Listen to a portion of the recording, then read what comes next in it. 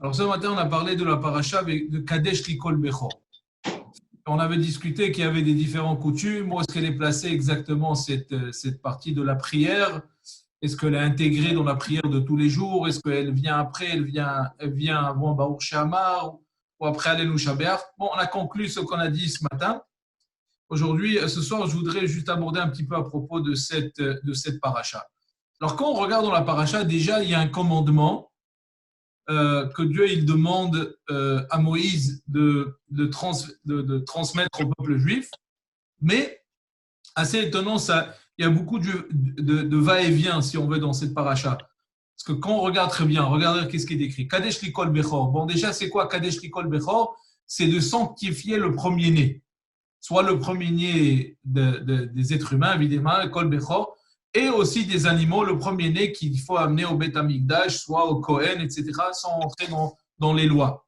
Ensuite, après le commandement de Kadesh Likol Bechor, c'est écrit Vayomer Moshe La'am, Zechor et Yom Hazeh, Asher Etzatem Mitzrayim, etc. Mais, premièrement, quelle est la relation? Dieu, il vient de donner un commandement et Moïse, il passe à complètement autre chose. Il y a un commandement de Kadesh de sanctifier le premier-né. Ensuite, Moïse, il passe à quelque chose d'autre. Une autre chose qu'on remarque dans la paracha, c'est que Dieu, il parle au Béné Israël. Kol Peter Bebné Israël. Mais quand Moïse, il se met à parler, Vayomer Moshe El Ha'am, à tout le peuple. Pourquoi ici, ces différences? Ici, on trouve, c'est écrit Kol Béné Israël, et que Moïse, quand il parle, il dit Kol Ha'am. Alors, il dit comme ça. Le Harizal, et c'est rapporté aussi dans le Chida, Rabbi Chaim Yosef David Azoulay, il rapporte une chose pareille. Bon, c'est un peu long comme explication, mais je vais le faire très court. Il explique qu'en fait, Moïse et Moshe, ils avaient un débat. Donc, vous savez que Moïse, il pouvait débattre avec… Moi, je ne peux pas débattre avec Dieu, mais Moïse le faisait beaucoup de fois. On le trouve dans beaucoup de confrontations, si on veut, ou de débats, où Moïse, il a un débat avec il n'est pas d'accord, ou il est en désaccord sur certains points avec lui. Et donc, le désaccord, c'est que Moïse, il voulait sortir, à la sortie d'Égypte, il voulait sortir le Erev Rav avec eux. Pourquoi? Parce qu'il voulait que le Erev Rav, c'est le peuple qui voulait se joindre au peuple, au Bnei Israël à la sortie d'Égypte.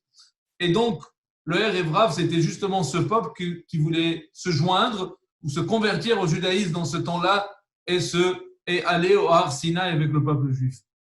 Le bon Dieu ne voulait pas. En fait, il voulait que le Erev Rav reste en Égypte, reste à Mitzrayim, tandis que Moïse lui a dit non, je veux bien qu'il monte avec nous, comme ça, ils vont se joindre au peuple juif et il y aura un plus grand peuple.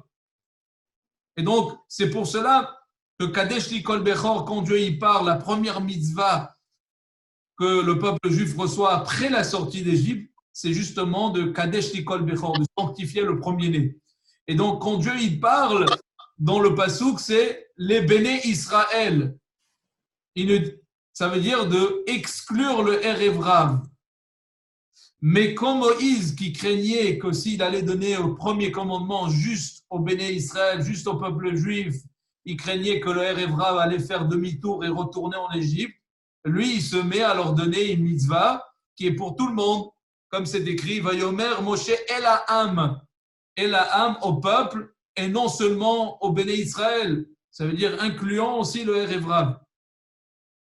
Et après que Moïse, il transmet ce message, il revient au singulier. Il commence au pluriel, Kol Ha'am, mais il revient et il parle. Après qu'il a inclus le Erev Rav, il parle particulièrement au peuple d'Israël en disant Ve'aya ki yeviacha. Yeviacha qui est au singulier et pas au pluriel. Et donc, dans ce débat-là, Moïse, même que Dieu a donné un commandement au peuple d'Israël, qui a choisi le peuple d'Israël, le Béné Israël, Moïse, non. Moïse, il veut inclure aussi les autres nations, il veut inclure le Erev Rav dans cette sortie d'Égypte en leur donnant aussi une mitzvah, non seulement au peuple juif, mais même à Erev Rav. Peut-être ici, on peut retenir une petite leçon que Moïse, en fait, l'amour qu'il avait à chacun, à chaque juif, il avait un amour qu'il avait même à toutes les créatures de Akadosh Baruch Hu, qui voulaient et qui voyaient le potentiel. Parce que c'est quoi la grandeur, en fait? C'est quoi la grandeur d'une personne qui est pieux? Un homme pieux, un tzaddik. C'est quoi sa vraie grandeur? Sa grandeur, c'est qu'il peut faire des miracles, il peut donner des bénédictions. C'est beaucoup plus que ça. Sa grandeur, c'est de voir la capacité et voir le potentiel dans chacun. Parce que quand le tzaddik, l'homme pieux, c'est un pieux comme Moïse, regardait une personne, il la regardait pas seulement de la façon qu'elle était devant lui, mais il regardait son âme. Il regardait, ça veut dire, quand on dit regarder son âme, il regardait le potentiel de cette personne. Et selon son potentiel, il le jugeait. Et puisque Moïse, il voyait dans chaque personne le côté bon, comme c'est écrit dans Pirkei Avot, avec Kol Adam, avec Dan Kol Adam les Kafsrout, Moïse, Moshe Rabbeinu, il avait la capacité de voir le potentiel qui se trouve, le bon qui se trouve dans chacun de nous, dans chaque personne. Et donc, il choisit aussi de ne pas parler simplement juste au Béné Israël, mais de parler à l'ensemble du peuple.